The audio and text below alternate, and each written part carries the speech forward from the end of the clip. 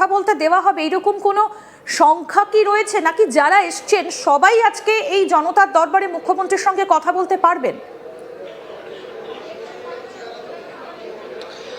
দেখো, সংখ্যাটা প্রাথমিকভাবে যেটা জানা যাচ্ছে অন্তত 50 জন মতো আইডেন্টিফাই করা হয়, তাদেরকে পাসও দেওয়া হয়। সেই মতো মুখ্যমন্ত্রীর একটা নির্দিষ্ট টাইম আছে, সেই টাইমের মধ্যে যত সেই সেই সংখ্যাটাই 50 জনের মধ্যে যতটা তিনি কভার করতে পারেন ততজনের সঙ্গে কথা বলেন, এবং বাকিটা যেটা বাকি থেকে যায় সেটা কিন্তু মুখ্যমন্ত্রীর যে অফিস যে ওএসডি আছে তারা কিন্তু সেই কপিগুলো নেই। আমি একবার ছবিটা দেখাতে বলবো, পিছনের ছবিটা ইতিমধ্যেই আমরা দেখতে পাচ্ছি যে তাদেরকে একদম পাটে পাটে যারা এখানে এসছে একদম পাটে পাটে তাদেরকে নিয়ে যাওয়া হচ্ছে। একটু যদি কি সমস্যা নিয়ে আপনি? সমস্যা, আমার একটা রাস্তার সমস্যা আছে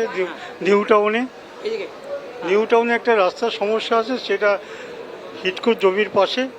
এখন হিটকো কাছে দরখাস্ত করেছি, হিটকো ডিমার্কেশন করেছে, সব কিছু করেছে, কিন্তু রাস্তাটা করে দিচ্ছে না। তখন বলছে ডিপার্টমেন্টের থেকে পারমিশন নিয়ে আসুন, রাস্তা হয়ে যাবে। তাই ডিপার্টমেন্টের পারমিশনের জন্য এসেছি।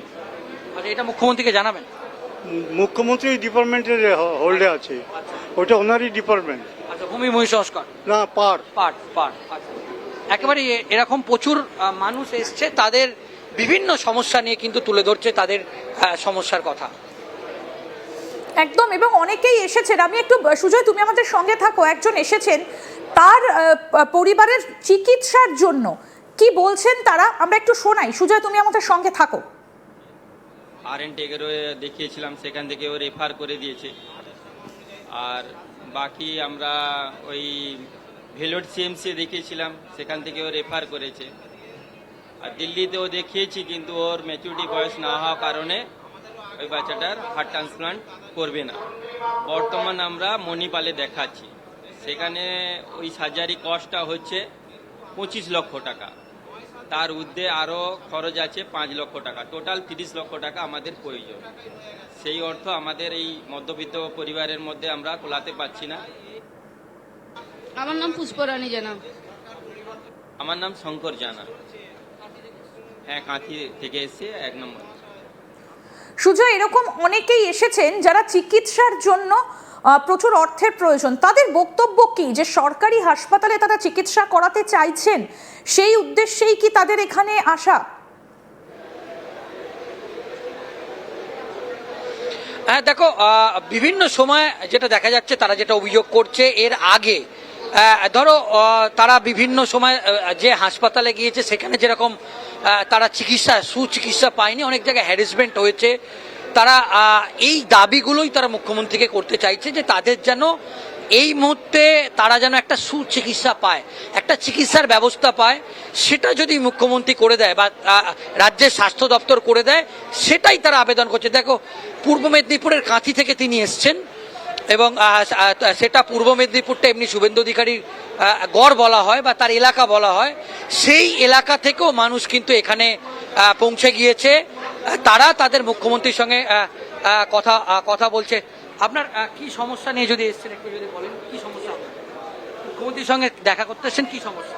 আমার সমস্যা, আমার দোকান ছিল একটা শহীদ ক্ষুদিরাম, ওই মেট্রো স্টেশনে। ওই মানে তখনকার ওই তৃণমূলের লোকেরা করে দিয়েছিল, দেওয়ার পরে ওরা নোংরামো করতে চেয়েছিল, ওটাই আমি করতে দিইনি বলে এক অপরাধ করার পরে ওরা মানে দোকানটা লুটপাট ভাঙচুর করার মতো করলো। আমি সালফাল বলতে পারবো না, আজ 5 বছর আগে মারধর করলো, 1 লাখ টাকা নিল দোকান দেবো বলে, এইসব দেয়নি বলে বলে আমার আর ভালো লাগছে না, বুঝলেন। আমি এখন অসহায়ের মতো হয়ে পড়ে আছি। এটা মুখ্যমন্ত্রীকে জানাবেন যদি আপনার দোকানটাকে ফিরিয়ে দেন। হ্যাঁ, যাতে আমি কিছু কর্ম করে খেতে পারি। এমন মারধর করেছে, সেও তো আমার আর চলার মতো নেই, সেই জন্য আমি আপনার দোকানটাকে পুরো দোকান ভেঙেছে, টোটো গাড়ি ছিল সেটাও ভাঙচুর করেছে, তৃণমূলের লোক ভাঙচুর করেছে। হ্যাঁ, এখন ভয় দেখাচ্ছে। কেন ভাঙচুর করলো? কেন ভাঙচুর করলো? নোংরামো করতে চেয়েছিল। আমি বলেছি তোদের ঘরে মা বোন আছে, সেই জন্য আপনাকে খারাপ প্রস্তাব দেওয়া হচ্ছিল বিভিন্ন সময়। হ্যাঁ, ওই প্রস্তাবে আমি রাজি নয়, তারির জন্য। তার জন্য ভাঙচুর করার পরে আমার ওই ভাঙচুরের সময় ওই যে মানুষ এক মিডিয়া ছিল ছোটখাটো, ওনাকে খবর দিতে উনি এসেছিল। এখন ভয় দেখাচ্ছে যে তোর গড়িয়ার বুকে রাখবো না, তো শেষ করে ছাড়বো। আর জীবনে তুই এখানে দোকান করতে পারবিও না, থাকতেও পারবি না। কেন সরকার পরিবর্তন হওয়ার পরও হুমকি। আজও পর্যন্ত সরকার পরিবর্তন হলে কি হবে? সময় সময় জায়গায় ঠিক কাজ হচ্ছে, সময় সময় জায়গায় অঠিক কাজ হচ্ছে। তো আমার কলকাতায় 7,84,000। আচ্ছা, আপনি থানায় জানিয়েছিলেন? থানায় দিয়েছি দুবার, ওই যে লিখে করে। আবার আমাদের জেলায় যে আছে দেবাশিস ধর, ওনার দিয়েছি একটা, কেউ কিছু করেনি বলে বাধ্য। এরপরে একবার এসেছিলাম, ওই যে কি লিখে টিখে দিয়ে যেতে হয় ওটাই করে গেছি। এখন আজকে মুখ্যমন্ত্রীকে জানাবেন আপনার এই সমস্যা? হ্যাঁ, ওই আজকের ডেট ছিল, এসছি, সবকিছু ওনার কাছে দেবো, দিয়ে ওনার জানাবো। উনি যদি করে দিতে পারে দেবে, নাই দেবে। গরিবের সব দিন সমান।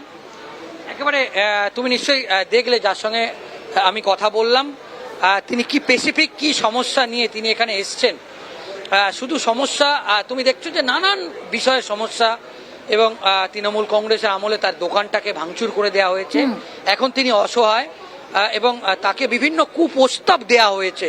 একদম অন ক্যামেরা আজ তাক বাংলার সামনে তিনি বললেন যে এইভাবেই মানে কিভাবে যে অত্যাচার হতো সেটা তিনি একদম চাক্ষুষ আমাদের অন ক্যামেরায় তিনি বললেন। তিনি সেই কুপ্রস্তাবে রাজি হয়নি বলে তার দোকান ভাঙচুর, তার বিভিন্ন জিনিস একেবারে ভাঙচুর করে দেওয়া হচ্ছে। এই মুহূর্তে তিনি অসহায়, তিনি রাস্তায় রাস্তায় ঘুরে বেড়াচ্ছে, তিনি তার কোনো কর্মসংস্থান নেই। এই ধরনের স্পেসিফিক অভিযোগ তারা কিন্তু এই মুহূর্তে মুখ্যমন্ত্রী শুভেন্দু অধিকারীর দ্বারস্থ হচ্ছে, এবং তারা মুখ্যমন্ত্রীকে এই সমস্ত বিষয়গুলো তারা তুলে ধরছে। একদমই, কিন্তু এখনো পর্যন্ত সুজয়, মুখ্যমন্ত্রী শুভেন্দু অধিকারী তিনি এখনো পর্যন্ত আসেননি। বিজেপির অন্য কোনো নেতা নেত্রী বা অন্য কাউকে কি সেখানে দেখা যাচ্ছে? আর কি কেউ এসেছেন মুখ্যমন্ত্রী ছাড়া? কি আর কারো এখানে আসার কথা? আমি একটু ছবিটা দেখাতে বলবো। এই মুহূর্তে লকেট চট্টোপাধ্যায় মুখ্যমন্ত্রী আসার অপেক্ষায়, তিনি এই মুহূর্তে আমরা দেখছি সেই ছবি। যদি একটু কথা বলা সম্ভব হয় সুজয়। তার মানে মুখ্যমন্ত্রী, দেখো এখানে যেহেতু মুখ্যমন্ত্রী তুমি নিশ্চয়ই জানো, তো এখানে একটা সিকিউরিটি প্রোটোকল তৈরি করা হয়েছে, যার ফলে আমরা অনেকটা দূরে লকেট চট্টোপাধ্যায় থেকে আমাদের একটি ব্যারিকেড তৈরি করা হয়েছে। এবং যেটা জানা যাচ্ছে যে মুখ্যমন্ত্রী তিনি কিছুক্ষণের মধ্যেই, হয়তো 5 মিনিটের মধ্যেই তিনি পৌঁছাবেন, এবং লকেট চট্টোপাধ্যায় নিচে নেমেছে মানে তিনি রিসিভ করবেন মুখ্যমন্ত্রীকে, এবং সেই ছবি আমরা দেখাচ্ছি। এবং যেহেতু একটা সিকিউরিটি প্রোটোকল আছে, আমাদের একটা ব্যারিকেড দিয়ে ঘিরে রাখা হয়েছে, যার ফলে দেখো তার সঙ্গে কথা বলা আমাদের পক্ষে একটু অসম্ভবই হয়ে দাঁড়াচ্ছে। এবং আমরা দেখছি যে আর কিছুক্ষণের মধ্যেই কিন্তু মুখ্যমন্ত্রী তিনি এখানে এসে পৌঁছাবে। তোমাকে একটি খুব গুরুত্বপূর্ণ তথ্য আমরা দেবো। দেখো, জনতা দরবার আগে কিন্তু যেটা যে সীমা